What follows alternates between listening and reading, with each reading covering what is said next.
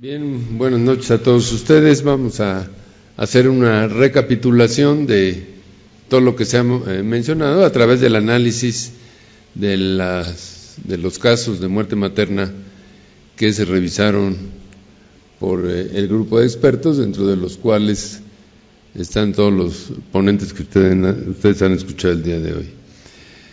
En primer término, las mujeres que murieron, la mayor parte estaban entre 21 y 30 años, el 59% eran casadas, un 25% en unión libre y 15% solteras.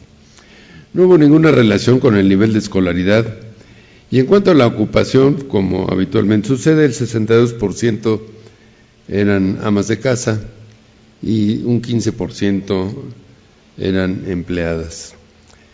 En cuanto a la institución a la cual estaban afiliadas, pues vemos que la mayor parte de los casos que murieron estaban afiliados al Seguro Popular, un 27% no tenían afiliación y un 21% pertenecían al IMSS y en menor proporción al ISSSTE, SEDENA, y en algunos se ignoraba.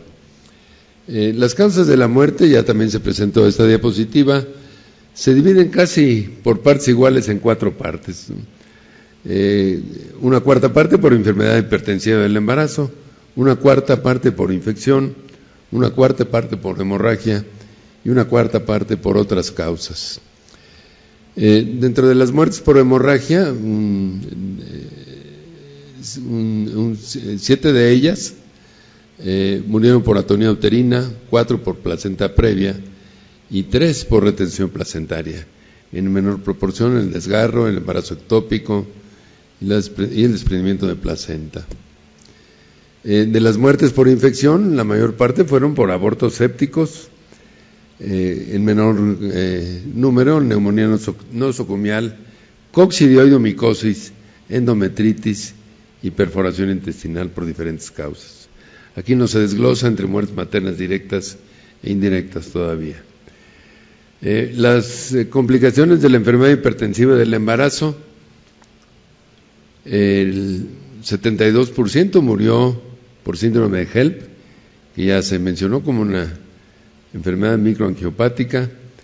La hemorragia cerebral, la grave amenaza, en 6 casos, el 39%, en eclampsia 8 casos, el 44%, y en 3 casos hubo ruptura hepática por diferentes patologías. Dentro de las otras causas que causaron mortalidad materna, hay números, como ustedes ven, pero llama la atención que hubo 3 pacientes con leucemia, 3 pacientes con tromboembolia pulmonar y una con embolia de líquido amniótico. El hígado graso del embarazo en un caso y la insuficiencia hepática en un caso más. Hubo un coriocarcinoma metastásico y un aneurisma del hilo esplénico que se rompió, que fue prácticamente un hallazgo. Las comorbilidades, ¿qué es lo que con lo que cursaban, las enfermedades que cursaban estas enfermedades que murieron durante su embarazo?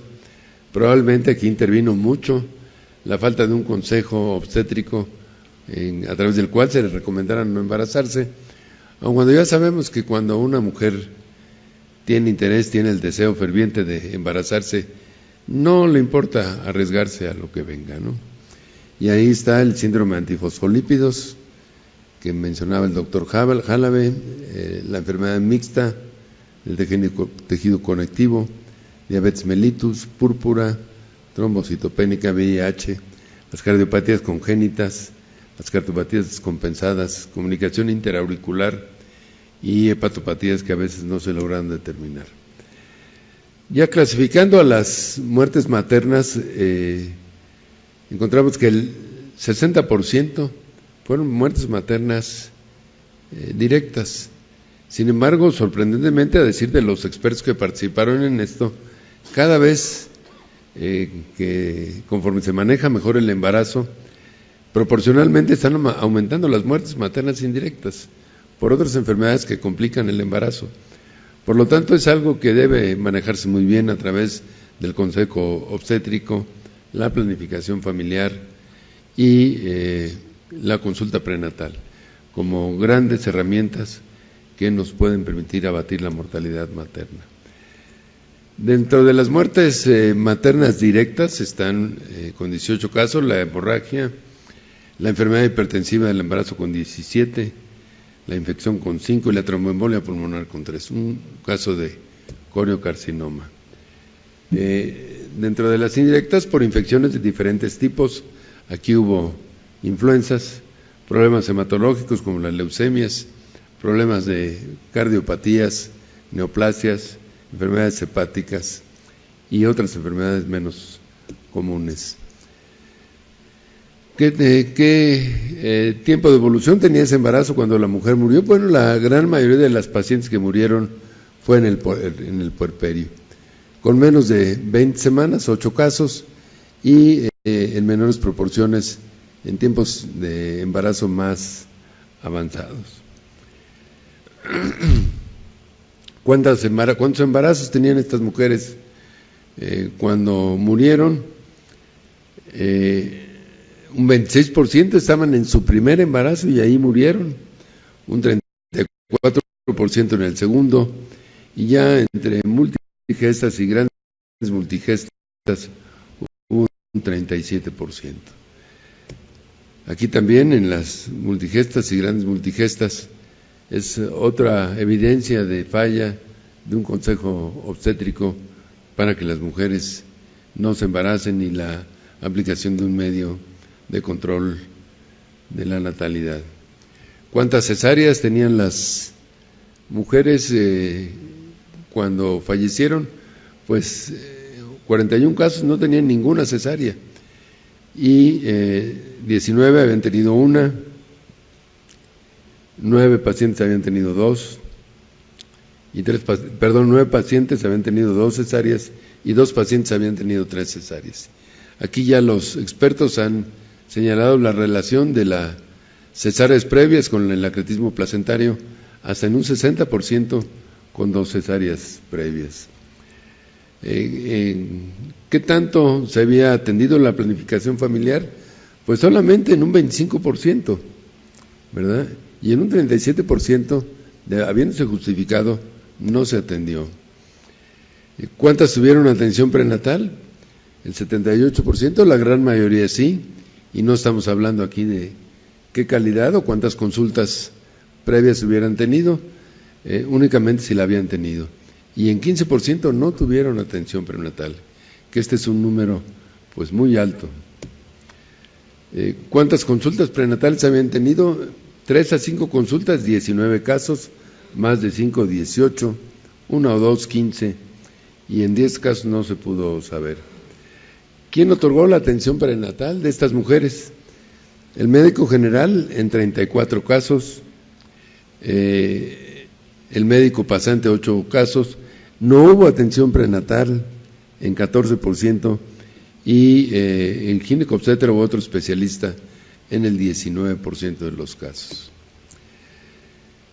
¿Qué deficiencias se encontraron en la atención de las muertes maternas para buscar la responsabilidad institucional la responsabilidad institucional o administrativa? Pues hubo problemas con el banco de sangre en 9 casos, con rayos X en 3, con el quirófano en 2 y laboratorio 2. Como se ven, no es tan frecuente que haya problemas de tipo administrativo, organizativo, como causas de la muerte. ¿Quién estaba a cargo de la atención de la paciente cuando ella murió? Pues en la mayoría de los casos el ginecobstetra. En algunos ya la paciente estaba en cuidados intensivos después de una cirugía o un parto o de una complicación. Especialistas no obstetras en 13 casos. En muchos casos en 4 casos nadie la atendió y una partera en 3, ¿no? ¿En dónde se atendió el parto? Pues la gran mayoría en el hospital alcanzaron a llegar, aunque en el 18% fue en el hogar y en 5% fue en la vía pública, ¿no?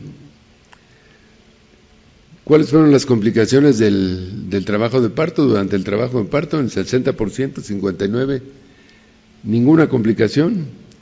Hubo retención placentaria en 18% y en 23% no se pudo documentar. El alumbramiento fue completo en el 59% e incompleto en 32% de los casos.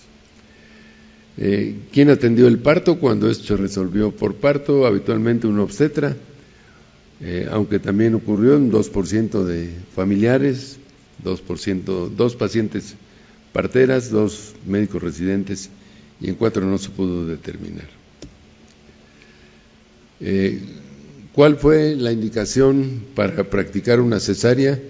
En 8 casos, sufrimiento fetal agudo, en 7 preeclampsia, en 5 eclampsia, cesárea electiva en 3, desprendimiento de placenta en 5, placenta previa en 3 y la presencia de un óbito en 3. En 2 casos hubo que practicar la cesárea por la descompensación de la cardiopatía. ¿Qué complicaciones tuvieron las cesáreas? En 19 casos ninguna, en 11 hubo hemorragia y en otros casos hubo septicemia, desgarro uterino o muerte materna durante la cesárea. ¿Quién realizó la cesárea? Normalmente, en la gran mayoría de los casos, fueron obstetras, aunque en 2 casos hubo residentes a cargo y en un caso no estuvo documentado, en 2 casos. Las complicaciones durante el puerperio, en 20 casos fue hemorragia, otras varias en 11 casos, eventos vasculares cerebrales en 7, infecciones en 7, infecciones puerperales en 5, tromboembolia pulmonar en 4 y síndrome de HELP en 3, durante el puerperio. Ahora bien, ¿cuál fue el análisis que se hizo en la CONAMED para ver si existía algún nivel de responsabilidad profesional en los médicos que atendieron a estos pacientes? Y se encontró que del total de pacientes, de las 73 pacientes, 86% recibieron atención médica y 14% no. Es decir, 63 casos fueron atendidos y 10 casos no recibieron atención médica. De los que recibieron esta atención, en 74 pacientes, el 74% hubo en 74% no hubo mala práctica y en 26% se identificó mala práctica.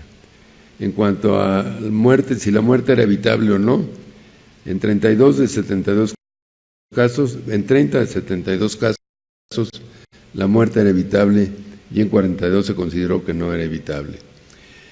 Si era previsible la muerte, la mayor parte de las veces era previsible y en 20 casos no era previsible.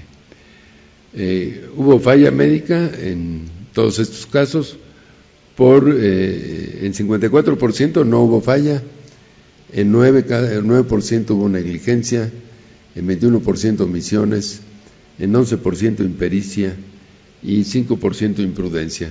Cada uno de estos calificativos implica un grado de responsabilidad diferente. Hubo veces que algunas veces la paciente fue la que no participó adecuadamente para prevenir su muerte, aun cuando en 43 casos no hubo falla de la paciente, en 10 casos la paciente no dio suficiente información, en 8 casos no acudió oportunamente, en 7 casos no participó no quiso colaborar para recibir la atención, en otros casos no acudió a su vigilancia y en un caso no tuvo dinero. Las fallas administrativas, en 46 casos no hubo ninguna, en 11 casos fallaron los servicios, en 10 los insumos, retraso en el traslado en 9, problemas de personal en 7, problemas de equipo en 5 y en 5 casos se negó o se retrasó la atención, el traslado por falta de documentos. Por falta de insumos, se refirió a hemoderivados en 73% de los casos y a medicamentos en 27%. Las obligaciones de medios para la atención o de seguridad, se encontró que la valoración médica fue deficiente en 14 casos, el tratamiento médico inadecuado, inoportuno en 12, incumplimiento de las guías de atención en 8, no hubo certificados en 8 casos, falta de comprobación diagnóstica en 6 y complicaciones iatrogénicas en 3. La responsabilidad se dio en 11 casos por deficiencia de recursos, en 7 casos por falta de oportunidad del servicio, de la atención a la paciente, por una referencia inadecuada, inoportuna en 7, deficiente identificación del riesgo de atención en 4 casos y programas insuficientes de promoción y prevención en 3 casos. Los problemas de accesibilidad en 50 casos no existieron y hubo problemas de accesibilidad culturales, cuando hubo inclusive negativa de atenderse, rechazo de la atención en 6 casos, factores económicos en 3 e inaccesibilidad geográfica en 2. Para concluir, existieron fallas en la planificación familiar, casos en los que debió haberse aplicado la planificación familiar y no se aplicó. En 31 casos sí hubo falla y en 39% sí hubo falla y en 61% no hubo falla. Muchas gracias.